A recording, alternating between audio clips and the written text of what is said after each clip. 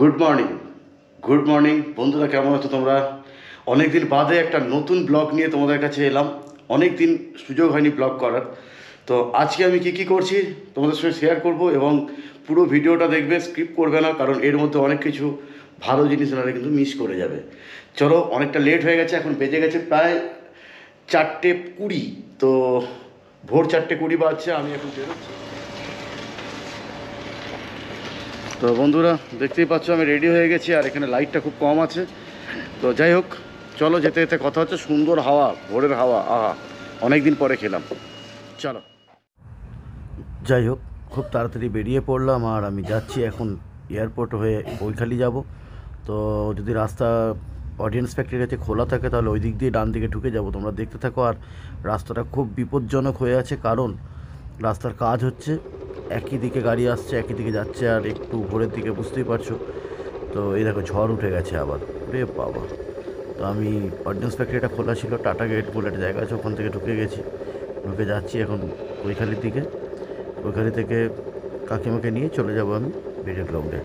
তোমরা ততক্ষণ সঙ্গে থাকো, দেখতে থাকো পিলিয়ন রাইডার্স চ্যানেল।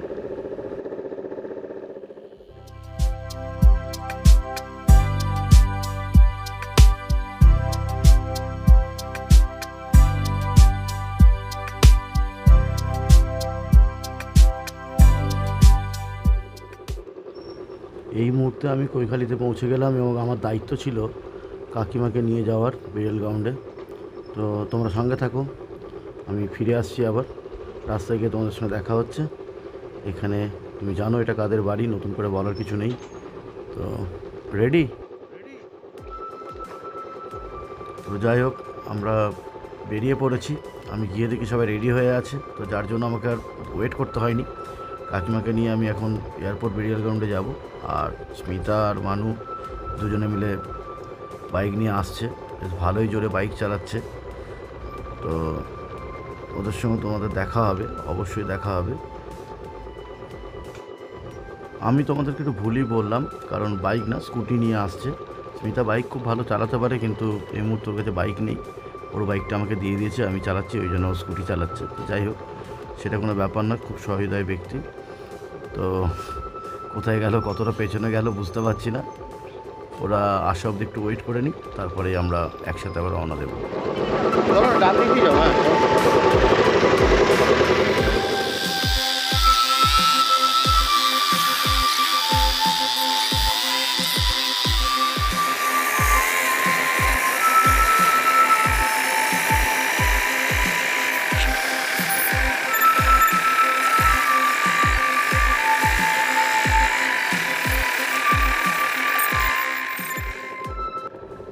তো আমরা পৌঁছে গেলাম বেরিয়াল গ্রাউন্ডে, এয়ারপোর্ট 1 নম্বর গেট।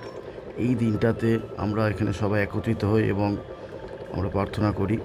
তো এটা অনেক বছর ধরেই এটা চলে আসছে।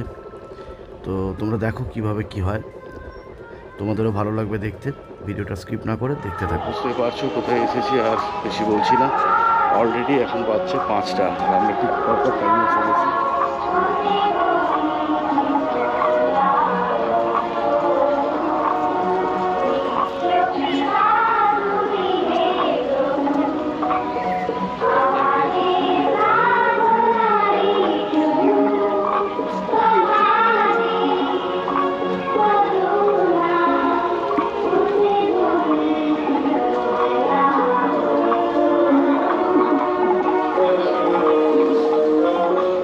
শক্তিমান ঈশ্বর, তোমার কাছে সকল হৃদয় মুক্ত, সকল মনোবাসনায় তুমি জানো। তোমার কাছে কোনো গুপ্ত বিষয় অবহিত নয়। তোমার পবিত্র আত্মা অনুপ্রেরণা দ্বারা আমাদের অন্তরের চিন্তা সকল পরিশুদ্ধ করো, যেন আমরা একান্ত মনে তোমাকে ভালোবাসতে পারি। তুমি বিহিত রূপে তোমার পবিত্র নামে মহিমাকে তুমি সমর্থ করো। আমাদের প্রভু যীশু খ্রিস্ট দ্বারা আমেন। কৃষ্ণ আমরা 5 হচ্ছে গানের আকারে করি পূর্ণলোক ঈশ্বরের মহিমা। ঈশ্বরের মহিমা, ভূতলে শান্তি, মানব সমাজে প্রীতি। হে ঈশ্বর প্রভু, স্বর্গাধিরাজের ঈশ্বর, সর্বশক্তিমান পিতা,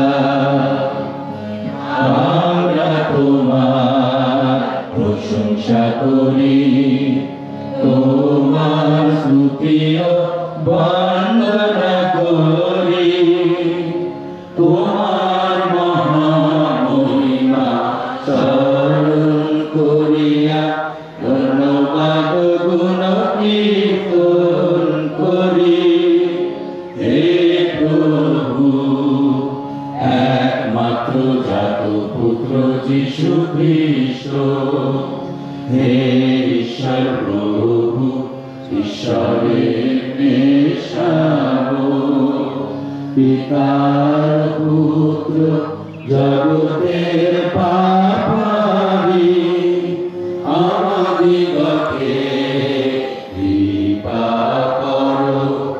হে জগতের পাপারি, আমাদিগকে কৃপা করো। হে জগতের পাপারি, আমাদের প্রার্থনা শ্রবণ করো। পিতা ঈশ্বরের দক্ষিণে উপবিষ্ট তুমি, আমাদিগকে কৃপা করো। কারণ কেবল তুমি পবিত্র, তুমি প্রভু, তুমি কেবল হে কৃষ্ণ। পবিত্র আত্মার সহিত পিতা ঈশ্বরের গৌরবে পরমপদে অধিষ্ঠিত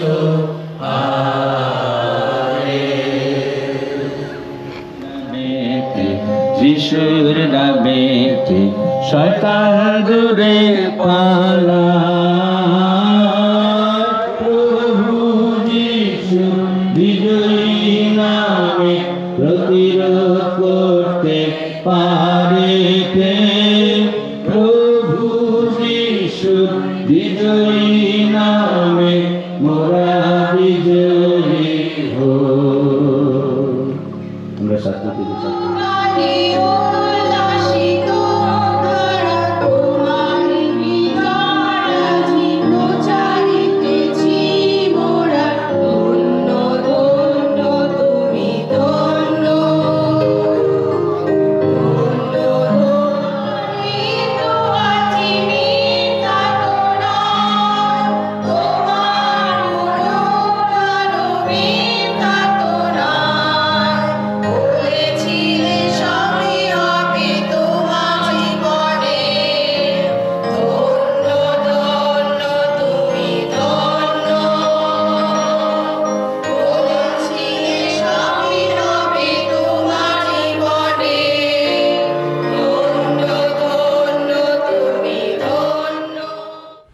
আমি মানুকে নিয়ে চলে এলাম, একটু মালাগুলো দিয়ে নিই, কারণ বৃষ্টি আসার সম্ভাবনা একটা আছে, সেই জন্যই চলে এসেছি।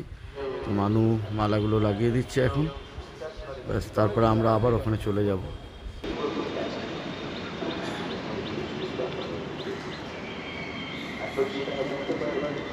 ভালো করে সোজা করে দে,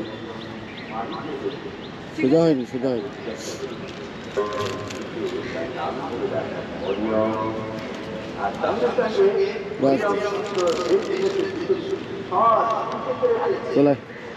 যারা আর এখানে নেই, যারা উপরে চলে গেছেন, তাদের উদ্দেশ্যে মালা দেওয়া হয়ে গেছে। এবার আবার যাচ্ছি ওখানে। এখানে বেশ কিছুটা সময় আমাদের লাগবে। চলো সঙ্গে থাকো, দেখতে থাকো।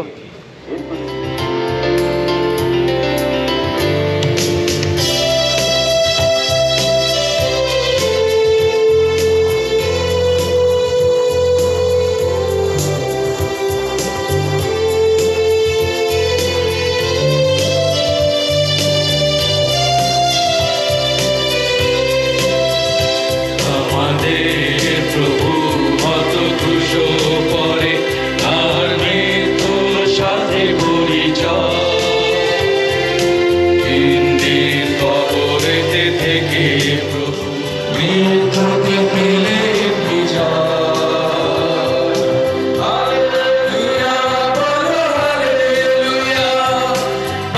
তুমি কেন করো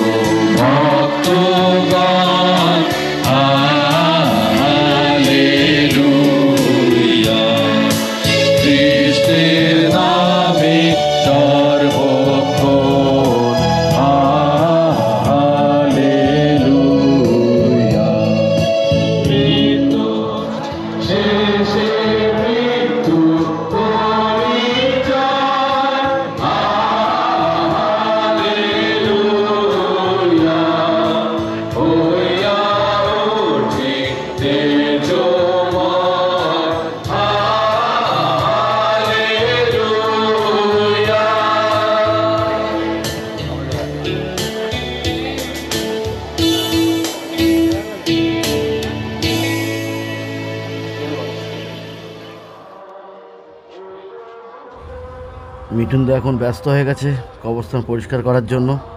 প্রচুর নোংরা হয়েছিল, এখানে গাছগুলো ছিল, গাছগুলো কাটা হয়েছে, গাছের পাতা পড়েছিল, তারপর আগে যে সাজানো ছিল তার ফুলগুলো ছিল, মাঝে মাঝে ধূপ দেওয়া হয়, মোমবাতি দেওয়া হয়, সেগুলো ছিল, সেগুলোই মিঠুনদা এখন পরিষ্কার করতে ব্যস্ত। আর কি বলার কিছু নেই, খুব ভালো কাজ। মিঠুনদা যখনই আমরা কোথাও যাই তখনই আমাদের গাড়ি ঠিক করে দেয়, এবং সেই গাড়ি নিয়ে আমরা যে যাই কোনো জায়গায় কোনো আজ পর্যন্ত কোনো প্রবলেম হয়নি। আর এদিকে মানু আর মা এসে হাজির। খেপির আজকে আবার জন্মদিন। তো যাই হোক, টুঙ্কিদিরাও এসে গেছে, সোমদাও কাজে লেগে পড়েছে, আর আমি তো এখন ছবি তোলার জন্য খুব ব্যস্ত। তো তোমরা দেখতে থাকো, ব্লগটা কেমন লাগলো অবশ্যই জানিও। একটু অন্য টাইপের ব্লগ, সবাই মানে এখন সবার সঙ্গে মানে কি বলবো, দেখা হবে, সবাই সবার মনের কথা বলবে, এইভাবেই চলতে থাকবে। কিন্তু কি মনের কথা সেটা আমি বলতে পারবো না, মা বাবার মোমবাতি নিয়ে ব্যস্ত। যাকগে, মোমবাতিগুলো জ্বালিয়ে দেওয়া হবে এখন, তারপরে আমরা রওনা দেবো যে যার বাড়ির দিকে। মনটা খুবই খারাপ, আবার কাজে বেরোতে হবে।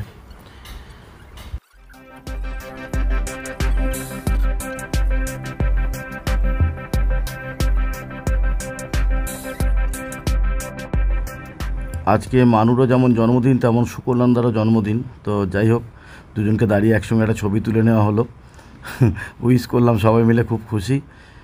যাই হোক, সুকল্যাণদা তুমি ভালো থেকো, এটাই বললাম। তো এই ছিল আজকের প্রোগ্রাম। এখন বাড়ির পথে, বাড়ি থেকে আবার অফিসে বেরোবো। তো যাই হোক, হ্যাপি ইস্টার।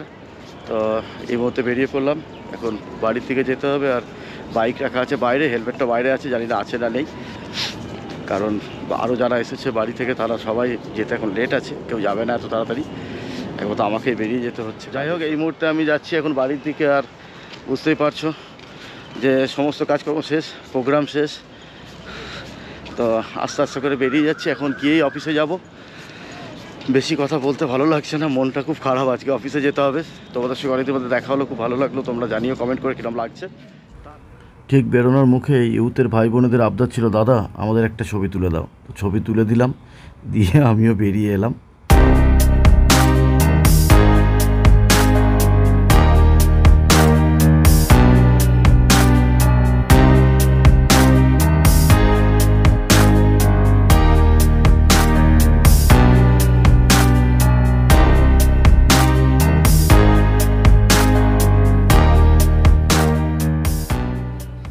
রাস্তায় আস্তে আস্তে মনের পরিবর্তন কী হবে না, মনে হলে আবার চার্চটা ঘুরে দেখে আসি।